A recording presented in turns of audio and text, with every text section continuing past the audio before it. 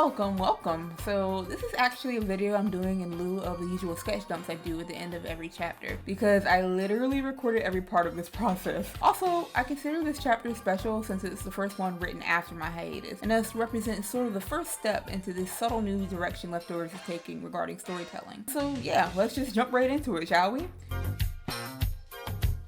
So script writing is the first step, and everyone has a different way of organizing their story. For me personally, I like to write mine in chapters with a certain story goal / focus for the available space I give myself. For this chapter, the main goal was to make sort of a expositionary chapter without making it feel like exposition. Now, I'm not one for big expository blocks of text, so I had to find a way to make a balance between that and something else for my own sake. And that something else just so happened to be character interactions. Big surprise. Regarding those character interactions, I actually got a comment on one of the pages that went something like, "This feels like being at a party where everyone else is having conversations you aren't privy to," which is a handy piece of criticism, because honestly, it's easy to forget as a creator that the reader doesn't know as much as you do about the interpersonal relationships of these characters. So whenever I introduce a large swath of new characters in the future, I'll be sure to be mindful of trying to tread the line between placing down hints via subtle interactions and alienating the audience too much. And so back to the scripting process real quick. I do so in a format that goes brief location, descriptor, brief scene descriptor, interaction / dialogue within the scene. Then things like character notes and foreshadowed events can be put in Google Doc comments on the side. Now that I know what's going to happen in the chapter, the next step is to find and collect references. These could be photos online, concepts I draw specifically for the chapter, or even old panels. I collect these references in this really cool program called PureRef, which is an endless canvas app that also lets you export your canvas afterwards, so it's a pretty big help. I used to be a pretty big reference creator, making details for stuff that nobody would possibly see just because I didn't know when I'd have a chance to bring them up again. But now that I have a place for these ideas, as I know how the rest of the season is going to play out, I don't have to stress so much over every little thing, thankfully. So since this chapter was following a handful of characters that I've either not drawn up to this point or have never drawn, I needed to make a general lineup to help with details in their design, such as their shape, what sort of items they wear, etc, etc. I did most of the shape building in a stream, which you can find on my channel, but then I went back and flashed out the actual details once I started working on the actual chapter. Other times I've had to do this was when everyone switched outfits back in chapter 10, and when the point of view switched to Asadi's mom, Lucidia, for a chapter, and I had to design a new set of cast for each location she visited. Also for this chapter, to make sure I nailed down the personalities, one of the first pieces of art I did was this piece here. It was my first time drawing several of the characters, and I just wanted to have a little fun with them.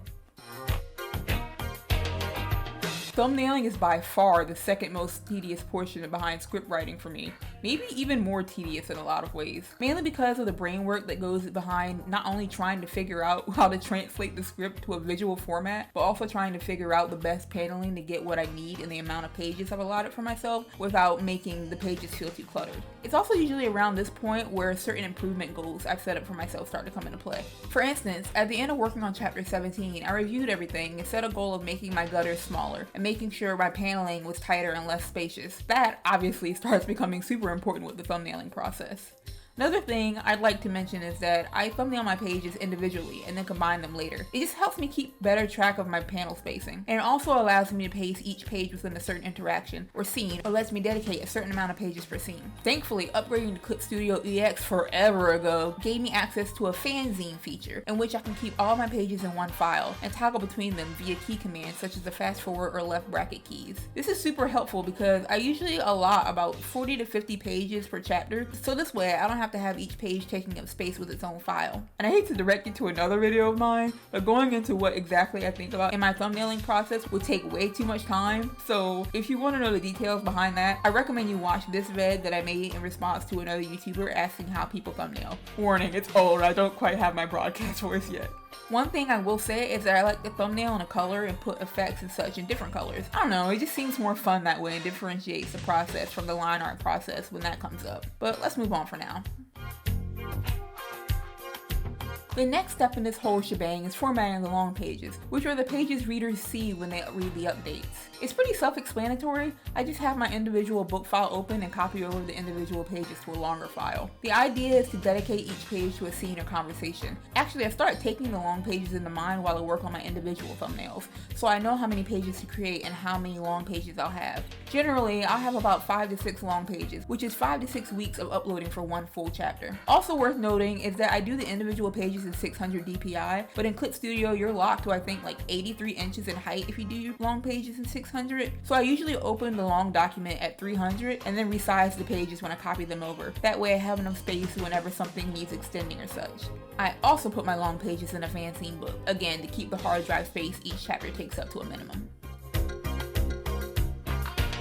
Oh god, here comes probably the craziest part of this whole process, mainly because it's gonna seem like it's wholly unnecessary, but while I prefer and love Clip Studio for a lot on the drawing end of things, the text tool leaves quite a bit to be desired. Yeah, I'll just say that. That's just a personal gripe, and I'm pretty sure many people will benefit from using the program for everything from thumbnailing to lettering. But once I started using Illustrator and learning typography more with my current job, the basic text and tools in Clip Studio stopped working for me. So since chapter 18, I've been exporting my book into a PDF form, which I then open up in Illustrator. I lower the opacity of each page and lock the layers so I don't have to worry about that whole mess. And then I begin laying down the text. Once all the text is put down, the next step is to make the speech bubbles on the layer below, which I used to draw in Clip Studio. I do know there is a speech bubble creator in Clip if you just prefer to stay in that program.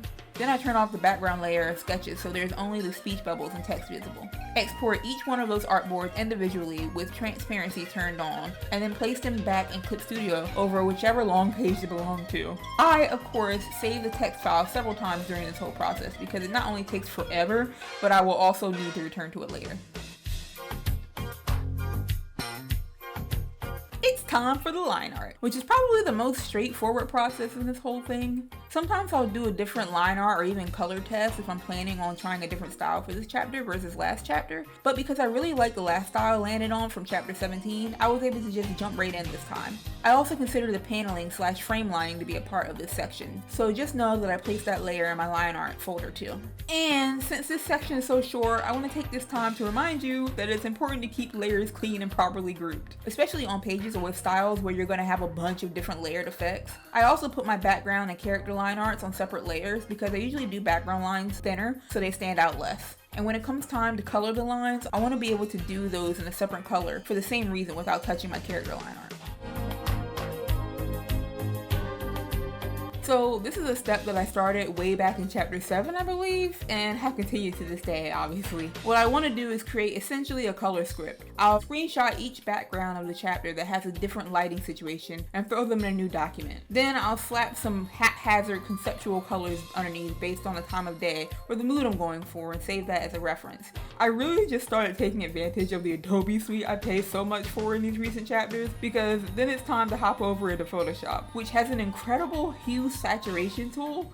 See, unlike Clip Studio, you can do different hue saturation settings by color instead of just master / overall picture. So what I do is, I take that character lineup that I worked on earlier, and then I slap it over each set of backgrounds. Then I tweak each color until it seems like the characters fit properly with that mood or time of day. This advanced hue / saturation tool is so important because different colors react to different situations in different ways. For instance, in a sunset, reds may become more desaturated, while yellows are enhanced and blues get more purpley. So it really helps to have the ability to edit those separately.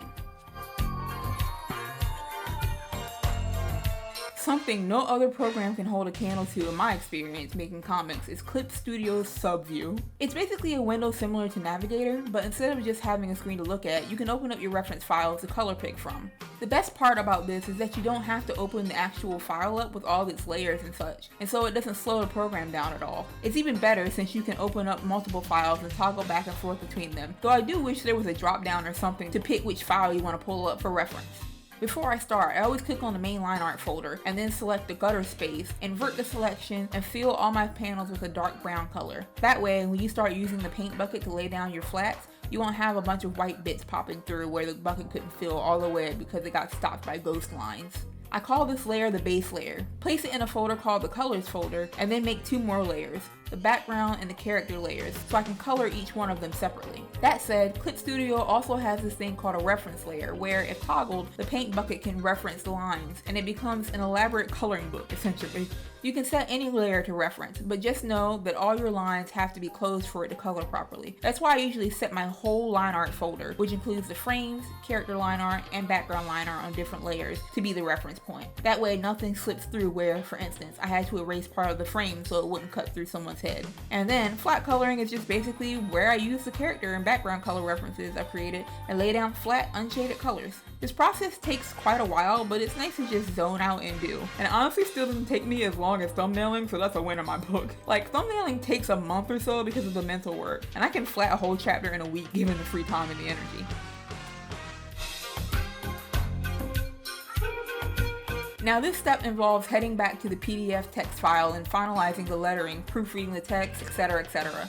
Finalizing the lettering mostly involves giving color to certain sound effects or bubble text that was originally just put in black before. And that's why I love Illustrator for this step. Since, like I mentioned, I do a lot of typography during my day job, I started recently implementing that in my work without having to hand draw the text. And Illustrator makes that so much easier to do. When it comes to the talking heads portion of this section, they're basically little indicators for whoever is speaking when I don't want to draw a whole body in a scene, or when the flow just lends itself better to only having a speech bubble per character. Last chapter, I started making some I could reuse in Illustrator, but they each had several expressions and it quickly seemed like a cumbersome thing to do for each character going forward, because I have a lot of characters. So this time, I just made them blank faces that still gave away who was talking, while a large portion of the expression comes from the text itself, made easier by how I can now warp and change the text. I usually draw the little heads in during the thumbnailing stage, so I know where to place them over the bubbles. Once that's all done, I resave each of the artboards with the finalized text and speech bubbles, and import them back into my Clip Studio file again over whichever pages they belong to. Shading is relatively easy, though I wanted to do something else different than last time. Rather than just having regular cell shading, I went back to a combined method of soft and hard shades. I used a soft airbrush tool to place in wide areas of shadows and to give the characters a little dimension / round them out a bit. The cell shading I used sparingly in order to indicate much darker areas of shading. I really come to like the flat colors I've settled on across the years, so I try not to overshade and drown those out. I also used to have a different shading color for every lighting situation, but now I largely depend on a light desaturated purple and let my flat colors do most of the heavy lifting. That's why I spend so much time in advance in Photoshop making sure the flat colors properly reflect the lighting. Finishing touches are special, and that they've largely varied from chapter to chapter over the years. But for chapters 17 and 18, I've adopted a sort of old VHS look to reflect the nostalgia of the era Leftovers takes place in. So the process goes as such.